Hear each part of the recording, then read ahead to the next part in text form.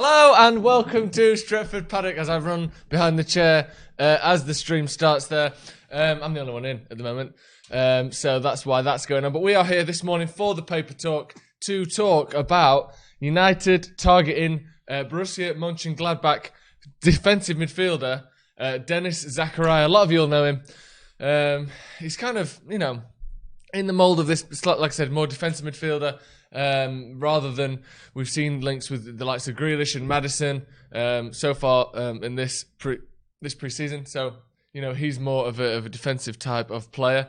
But yeah, let's get into the story then, because this is one coming out of Sky Germany, and they are saying, well, I'll tell you what they're saying, because this is a translated article. So it becomes, when an article is translated and it sort of becomes slightly warped and a slightly strange version of the original thing. So we'll have to kind of decipher this together, because it's one of those where I'm not exactly sure. Obviously, they're saying the links are there, but the phrasing that is used is quite fun. If I'm being honest, quite nice actually. So this is from Sky Germany. So again, it's been translated from German into English, and it says Champions League Sieger, which I guess are winners: Liverpool, Man United, Atletico Madrid, Bayern Munich, and Borussia Dortmund. So join the list, join the queue of people that want to sign this lad. Where are we here? Let me just pop this in. Yeah, so there's like 6 different people that want to sign him, as far as we're aware. It basically says that United are interested in attacking Borussia Mönchengladbach for this guy's signature. Manchester United want to attack Borussia Mönchengladbach to sign the defensive midfielder, who has been highly impressive for the Bundesliga side in the current season. What does that mean? Well, we assume what it means is we're going to go for an aggressive approach. If that includes a little bit of attacking, a little bit of fisticuffs, then maybe we'll have to do it. But I think what it really means is United are going to, approach Borussia Mönchengladbach for this guy's signature. And he's, like I said, slightly out of the mould of the other players that have been linked with this pre-season. So let me know what you think of that.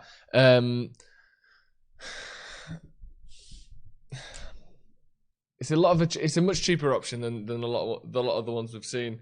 He's rumored to be around only 40 million, which again is kind of half what we've been seeing. The suggested numbers for the likes of Grealish, Maddison, those sorts of players, and he is something I've been saying for quite a while, more in the mould of the sort of player that we are desperate for, assuming Paul Pogba stays. Which I know you can't really make that assumption, but I think Fred and McTominay. Fred is a good deep line player, but he's not. I don't think his defensive positioning is great. He's industrious and he's hardworking. He's got great energy and great sort of engine. But he's not. He doesn't have that kind of defensive nous that you see from the likes of Matic, who has been on a bit of a resurgence recently. I think his defensive position is excellent. His tackling is very good. But he's really the only kind of number 6.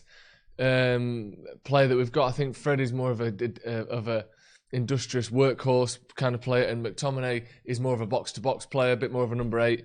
And I think that if you want to play Pogba and Bruno Fernandes in the same team, or even Grealish and Bruno Fernandes in the same team, 2 attack-minded players, I think you need a real defensive specialist in behind him, and that is what Denis Zakaria is. Like I said, there were talks of around £40 million. He's played 23 games for Borussia Mönchengladbach this season, scoring 2 goals, 2 assists, and 7 yellow cards, which, a yellow card every 3 games isn't too bad for a sort of defensive-minded player like that. He's a highly rated lad, 23 years old as well, 1.9 metres high, so about 6'2", 6'3". So he's a big lad. But if any of you have ever seen much of him play, obviously I don't watch Mönchengladbach every week, but I've checked out some highlights and I've read around a little bit about this guy, and he's considered to be a good young talent. And it's strange to say young. I know 23 is young by anyone's measure, but I think with attacking players, young is kind of 19 to 22, that kind of Rashford, Sancho, Mbappe kind of age. But the further back you get, excluding fullbacks, it's a bit different. But centre backs, defensive midfielders, and central midfielders. I think because it's such a more physical, both in terms of just physical as in up and down. You've got to have the legs, but there's a lot more. It's a lot more about reading the game. It's a lot more about positioning, and the likes of Michael Carrick. That role where you stand of in the right place at the right time, that takes experience. Unless you're a real genius, it takes experience, it takes learning, it takes time. So 23, he's about as young as you can be, for that kind of defensive midfielder. Nemanja Matic, I don't think went back to Chelsea till he was, I believe, 27. I think he went from Benfica. So these sorts of players, generally 23, 24, 25, we see Fernandes 25, you sort of hit that first, you go from being a young player to being a first team commanding player around that age. So he's still a young player, certainly in that regard. Let us know what you think. Let us know. And actually, if there's any of you that watch a lot of Bundesliga football, let me know if you've seen much of him, because I've seen highlights. Like I said, I've read a lot about him, because this is a rumour that's kind of just been bubbling away under the surface, just ticking over for a while now. So I have looked into him a little bit before, and obviously with it, this resurgence of this rumour coming out of Sky Sports Germany, I have looked into this guy, but obviously I don't watch a lot of Bundesliga football. So if anyone does, let me know. What we got here? I think Bruno Fernandes and players like Fred could have a very fluid midfield. Zakaria also fits that mould. Yeah, I think a fluid midfield is good, against the so-called smaller teams when you're going to be having 50, 60, 70% possession.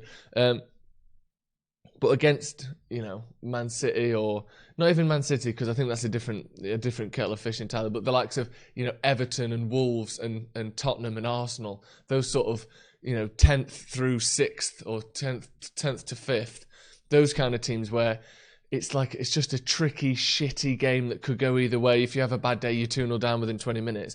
I think it's hard to say a fluid midfield, because sometimes, they've got top quality players in those sides. And if you're not careful and you don't have that structure there, and you don't have that anchor or that pivot, as we like to, Solskjaer likes to play that 2-man pivot. But if you don't have that there, I think sometimes before you know it, you didn't get a chance to make any creative kind of outlets, and you're a couple of goals behind. So I think, whilst I like the idea of playing a lot of creative, forward-thinking players, sometimes that's just not particularly practical. That's just my opinion. I think there are, like Man City tend to play a very fluid midfield with one anchor who is often, Fernandinho's done it for a long time, and he is a specialist defensive midfielder, but we've seen Rodri do it, we've seen Gundogan do it, and both of those players, whilst they are defensive-minded players, they're not, a kind of your typical Kante, Fernandinho type, Nemanja Matic type player. So I think it can be done. It's just whether that's what Solskjaer wants to play. Oliver Edwards, good point here, actually. I think Zakaria is a third or fourth choice. Saul, Partey, and Ndidi would be ahead.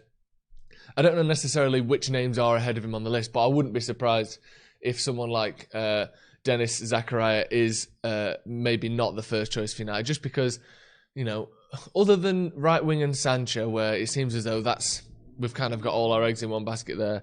United, and I'm sure they haven't, but that's just the perception. United and all teams, not just top teams, all teams will always have 3, 4, 5, 6 options for any given position. So it's not to say that Zakaria is the first choice, like you said there, which is a good point. Whilst I think he would be a good option, and like I said, whilst I haven't seen that much of him, the style of player that he is and the kind of the archetype of the player that he is something I think United are quite thin on at the moment. That really, industrious and defensively minded midfielder. Saul ain't a CDM. No, he's not a CDM, but again, he's almost more like. It's a silly comparison, really. Maybe, yeah, I was going to say Fred, but he's not. I just mean in terms of what positions he takes up. But he's kind of like the Ander Herrera type, Saul, a little bit more. He's got a better passing range than Fred. He doesn't sit in front of the defence, and make tackles, but he reads the game very well. He's got great energy, great work, good passing, and he's very physical. Kind of gets his body in the way. He's a physical player without being, a tackling or, a defensive specialist. But Saul definitely can play in that double pivot, I think. Sancho, Koulibaly, Partey, Haaland. Maybe, I don't think Haaland's going to go anywhere this summer, to be honest. But, it could happen. It could definitely happen.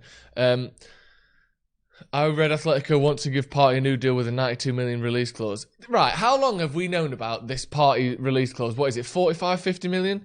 That's been going on, since last summer.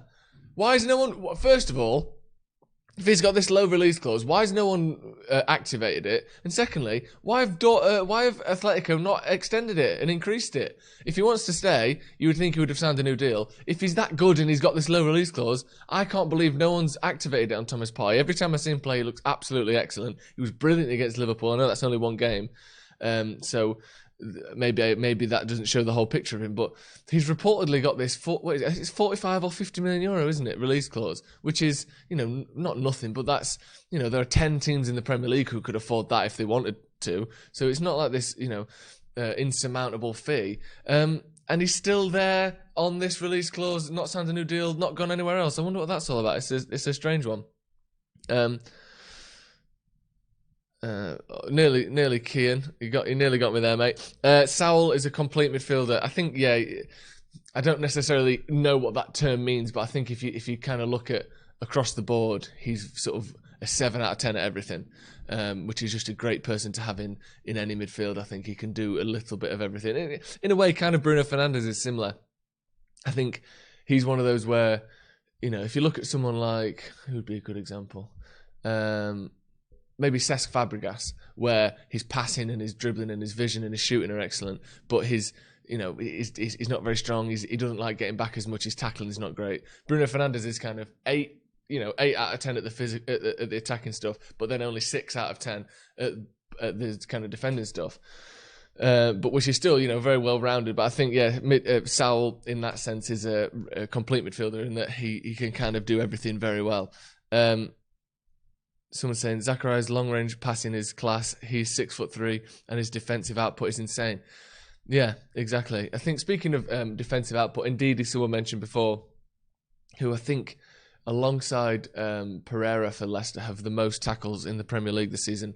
I think they are the only two ahead. It's always, and same last season, same again this season. Ndidi, Pereira, Wan-Bissaka, top 3 tacklers in the league, and I like the look of someone like that, and I think Ndidi would be a great signing for United, but it doesn't look like that's going to happen. But Zakaria, from what I've seen, from what I know of him, is a similar kind of mould player, same kind of height, same kind of emphasis on tackling and defending and screening in front of the defence. So I think he could be an excellent signing.